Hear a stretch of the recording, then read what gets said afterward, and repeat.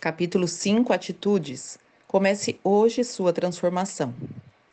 Romanos 7, 15, 18b a 20. Não entendo o que faço, pois não faço o que desejo, mas o que odeio. Porque tenho desejo de fazer o que é bom, mas não consigo realizá-lo.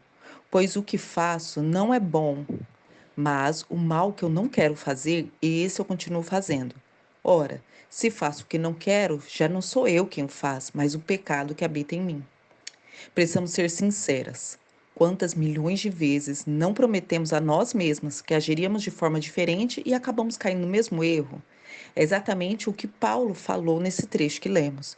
Eu admiro muito as pessoas na Bíblia. São heróis da fé e Paulo é um deles. Quando falamos nele, pensamos logo em uma referência de amor, relacionamento, obediência, sacrifício. Mas se você não sabe, deixe-me dizer uma coisa: nem sempre foi assim.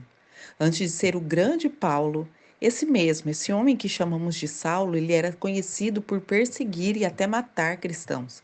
Paulo não era conhecido por suas doses de doces palavras, mas por sua arrogância. Paulo não era conhecido por sua inabalável fé, mas por ser intolerante aos cristãos. Paulo não era conhecido por amar e investir em pessoas, mas por assassinar inocentes. Eu fico então imaginando como tudo mudou na vida daquele homem depois que ele teve um encontro com Jesus. Com certeza foi um mix de emoção, alegria, uma enorme poder receber a Jesus como Salvador, e ao mesmo tempo o medo de uma sociedade que ainda não o via como ele já estava, enquanto ele já havia recebido a sua identidade nova.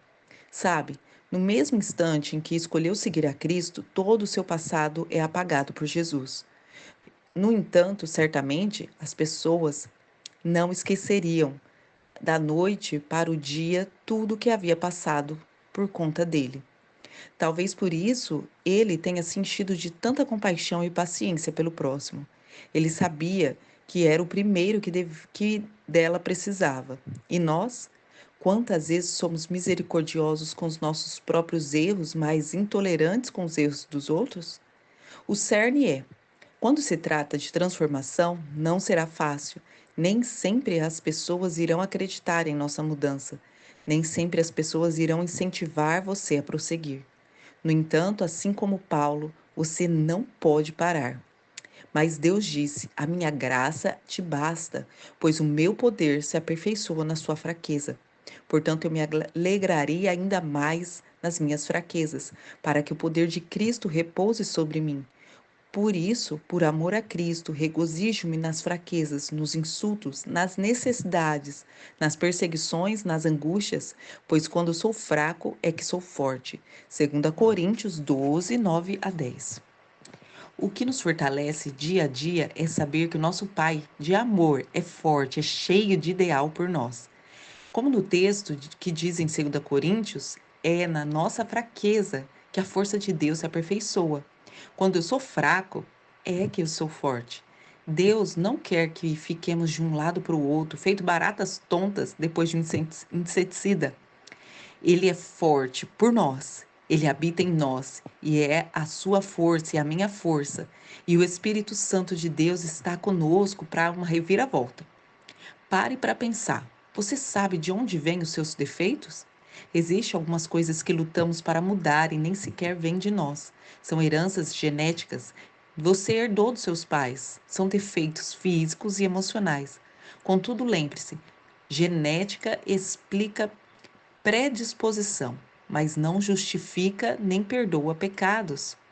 Além da herança genética, ao longo da vida, nós adquirimos hábitos doentios que são como uma barreira para a nossa transformação. E, por fim, alguns dos nossos defeitos também podem vir das circunstâncias que nós passamos.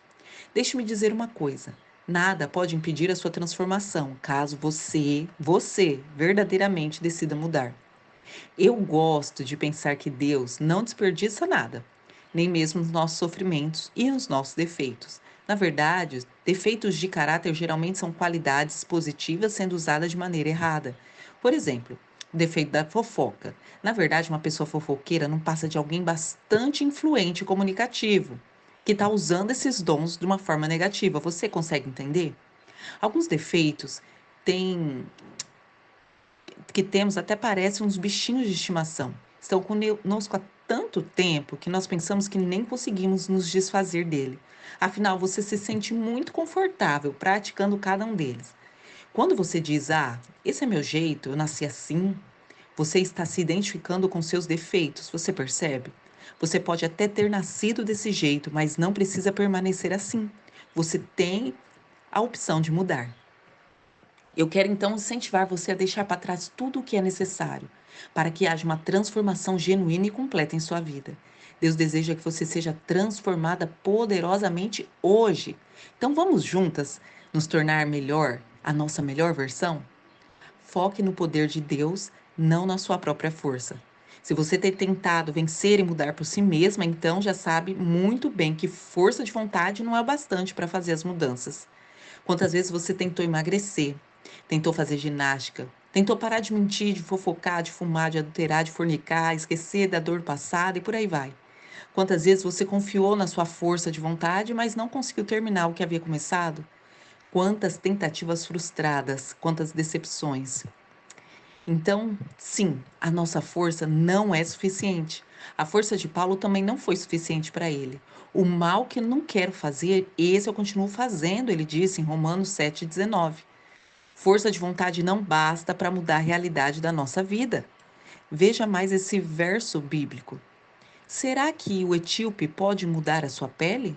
Ou o leopardo as suas pintas? Assim também vocês são incapazes de fazer o bem, vocês que estão acostumados a praticar o mal. Jeremias 13:23. Deus está dizendo que nunca vamos conseguir mudar certos aspectos da nossa vida por nós mesmas. Mas a boa notícia também é que tudo nós podemos em Deus, aquele que nos fortalece. Filipenses 4:13. Por isso mesmo, nós precisamos orar a Deus, reconhecendo que não podemos mudar por nossa própria força e que nós vamos confiar que Ele vai nos dar o que é necessário para poder superar esses defeitos e as fraquezas. Ao fazermos a escolha de transformar, o nosso foco estará somente em Deus e em seu infinito poder, não em nós e nas nossas fraquezas. O nosso problema é que sempre nós focamos no que nós mesmas podemos fazer e nas nossas expectativas de como as coisas devem acontecer. Mas se Deus sempre atende às nossas expectativas, Ele nunca vai ter a oportunidade. Mas se Deus sempre atender às nossas expectativas, nunca teremos a oportunidade de superá-las. Eis a sua força, você não pode, mas Deus, Ele pode. Filipenses 4:8 diz: firmem seus pensamentos naquilo que é verdadeiro, que é justo, puro, amável, de boa fama. Se há alguma virtude, algum louvor, nisso pensai. Entre outras palavras, concentrem-se em coisas boas, não em coisas ruins. Você se move na direção daquilo que se concentra. Então, deixe-me dar um exemplo. Você precisa emagrecer, mas sempre tem vontade de comer um fast food, um bom doce. E é nessa hora que você deve se concentrar no que precisa, não no que está sentindo. Se você faz a coisa certa, os seus sentimentos eventualmente vão alcançar você. Se você espera até que sinta que deve mudar, nunca vai mudar. O diabo vai se encarregar de fazer com que você nunca se sinta dessa maneira. É mais fácil agir a despeito dos sentimentos do que sentir para depois agir.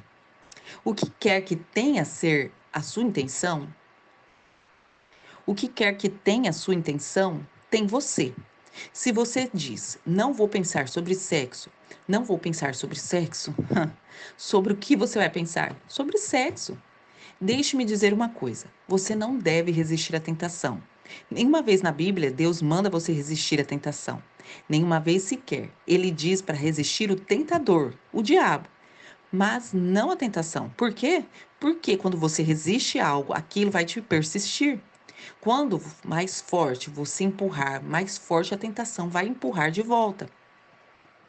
Você não dá conta de pagar a conta de todos pelos seus erros. Foi Jesus que já pagou essa conta. Você foi perdoada. Então foque no poder, na justiça de Deus para ter uma vida verdadeiramente transformada. Foque nas promessas, não nas dificuldades. Eu quero te convidar a ler Atos 28, de 1 a 9. O livro diz assim: Deus tem promessas para cada um dos seus filhos. E a missão que o Senhor havia dado a Paulo era que ele fosse falar do evangelho em Roma para o imperador César. Esse texto, que você pode ler de Atos 28, de 1 a 9, fala sobre algumas das interrupções que Paulo enfrentou em seu caminho. Antes disso, no capítulo 27, a Bíblia nos conta que Paulo entrou no navio como prisioneiro, com algemas e tudo. Estava a caminho de Roma. No entanto, quando nós olhamos para a história de Paulo, nós vemos um homem que estava no centro da vontade de Deus, servindo a Ele, mas que passou por muitas dificuldades. Nos momentos ruins, nós precisamos nos lembrar de Romanos 8:28, que diz que todas as coisas cooperam para o bem daqueles que amam a Deus. Então era necessário que Paulo parasse naquela ilha. Venhamos e convenhamos, ninguém gosta de ficar ilhado, a não ser que seja num resort maravilhoso. Contudo, nós sabemos que essa não foi a condição de Paulo. Ainda assim, a Bíblia diz que era necessário que ele parasse ali. Da mesma forma acontece em nossas vidas. Nós entramos no navio, passamos pela tempestade e parece muitas vezes que não vamos sobreviver. Quando finalmente nós conseguimos respirar, estamos presos em uma ilha. As ilhas são as circunstâncias contrárias da nossa história. Ei, ainda que o povo fale, não significa que você está em pecado ou que é um castigo. Não é uma prova de Deus e não é uma investida do diabo. É simplesmente necessário que você passe pela ilha. Por quê? Qual o motivo de Deus nos deixar lá? Na ilha onde nós descobrimos mais do poder de Deus, onde ajudamos os outros e onde os domínios opressivos são anulados e ainda onde abastecemos-nos para seguir a viagem. Na ilha nós adquirimos humildade, aprendemos a olhar o outro com compaixão, ter sabedoria e continuar sonhando. A sua ilha, a sua situação difícil, não está tirando você do seu destino profético. Ao contrário, está guiando você até lá. Enquanto estiver na ilha, não deixe que os seus sonhos sejam enterrados. Quem enterra tesouro na ilha é pirata. Paulo tinha sonho de levar o evangelho até Roma, e é por isso que ele não desistiu. Ele passou o tempo necessário na ilha, ganhou respeito, reconhecimento, ajudou as pessoas, cresceu, aprendeu e prosseguiu. Paulo focou nas promessas que Deus tinha feito a ele e não nas dificuldades que estava enfrentando. Nunca se esqueça do propósito pelo qual Deus chamou você. Foque a sua atenção nas palavras de Deus, não nas suas dificuldades. Você já percebeu que as palavras desanimadoras ou pensamentos como eu não sou inteligente, eu não sou atraente, eu não sou bonita, eu não vou conseguir, eu não tenho talentos, elas são como profecias negativas e elas costumam se transformar nisso. E muitas delas se cumprem. Por quê? Porque elas são pensamentos impregnados na nossa mente ao ponto de exercer uma forte influência sobre os processos das nossas tomadas de decisão. Ao receber Jesus como Salvador, cada pessoa recebe um novo espírito e um novo coração, mas não recebe uma nova mente. A mente precisa ser renovada, como nos ensina o apóstolo Paulo ainda em Romanos 12:2. Não vos conformeis com este mundo, mas transformar-vos pela renovação da vossa mente, para que possa experimentar qual seja a boa, agradável e perfeita vontade de Deus. Precisamos então aprender a pensar como Deus pensa ao nosso respeito.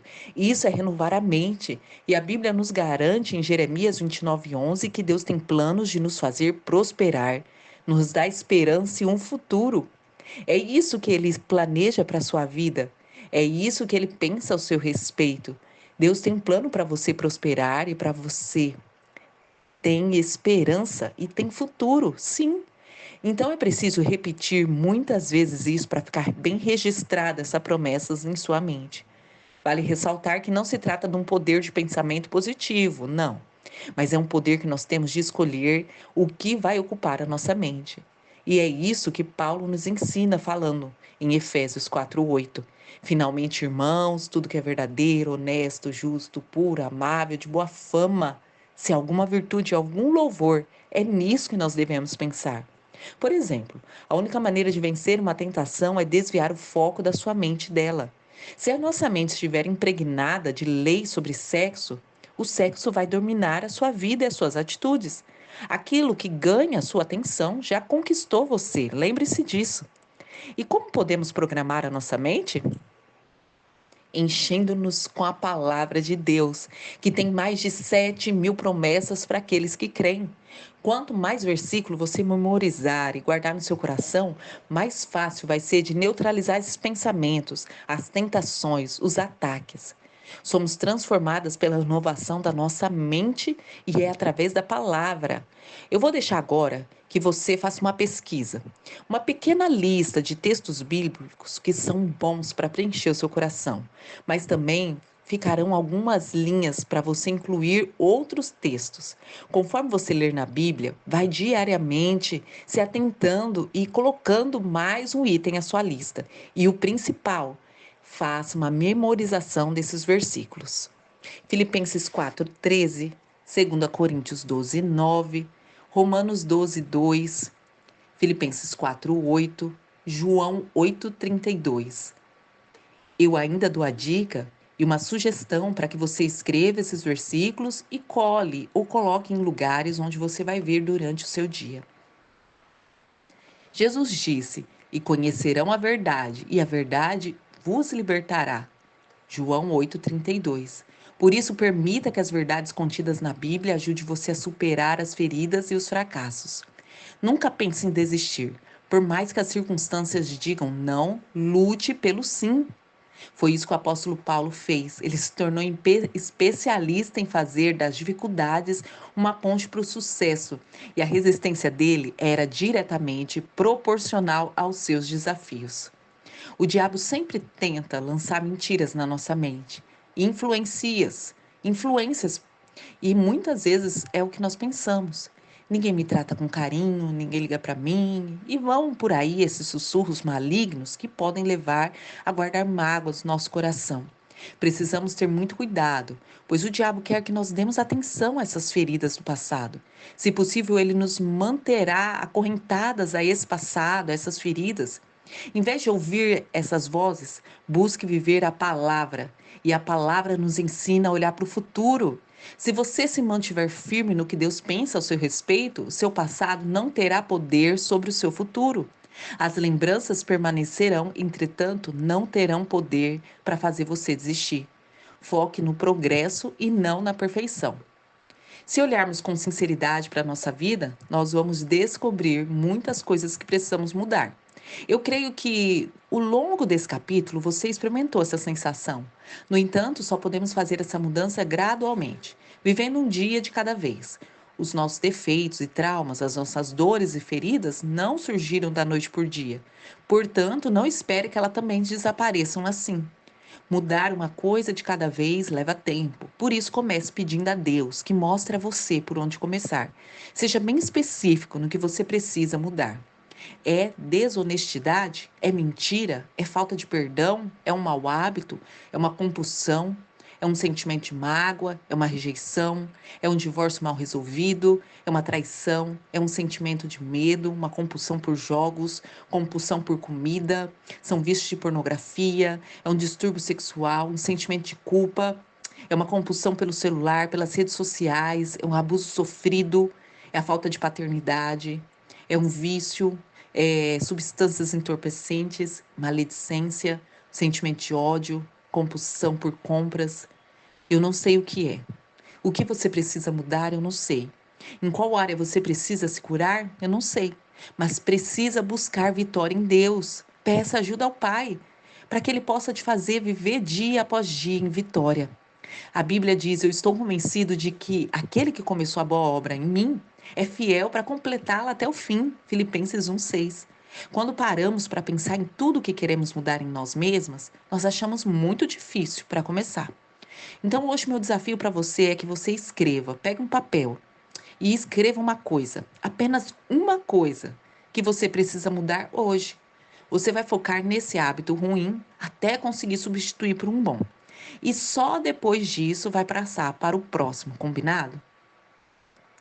2 Coríntios 3,18 diz: "E todos nós, que com a face descoberta contemplamos a glória do Senhor, segundo a sua imagem, estamos sendo transformados com glória cada vez maior, a qual vem do Senhor, que é o Espírito."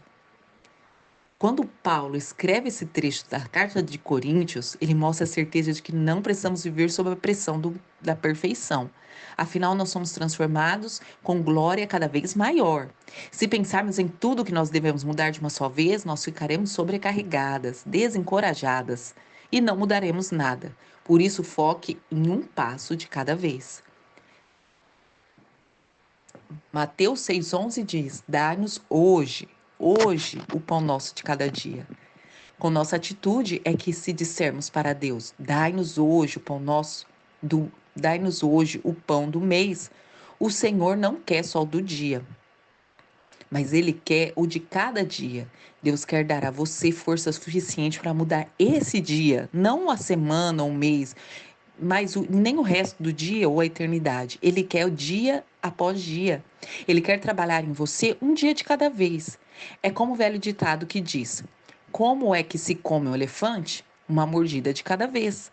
A vida medida em quilômetros é dura, mas medida em centímetros se torna fácil. Jesus diz, portanto, não se preocupem com o amanhã, pois o amanhã trará suas próprias preocupações. Basta cada dia o seu mal. Mateus 6,34. Caráter não é construído em um dia. Defeitos de caráter não são removidos em um dia. A vida não é um filme que aparece assim, 6 meses depois, e na próxima cena já está tudo bem. Não.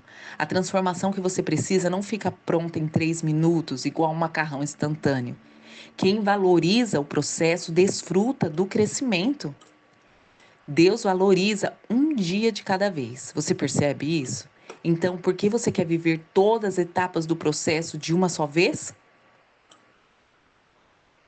Ei, Deus sabe quanto você aguenta e dá a medida certa que você está pronta para receber. Essa geração está viciada no instantâneo. Por isso, ela sente tanta dificuldade em viver os processos de Deus. Os processos são necessários e, digo mais, há beleza em cada um deles. Então, seja paciente consigo mesma e seja sua maior encorajadora. Celebre pequenas vitórias, os passos no caminho que vai dar rumo ao seu destino. Então, uma coisa é certa: direção é mais importante que velocidade. Ei, não dá para dormir Thalita e acordar Joyce Meyer. Nunca. Muita calma nessa hora. Você vai precisa subir um degrau de cada vez. Quando aprendemos a aproveitar a jornada, em vez de pular os processos, nós vamos perceber que estamos verdadeiramente sendo transformadas. Que Deus te abençoe.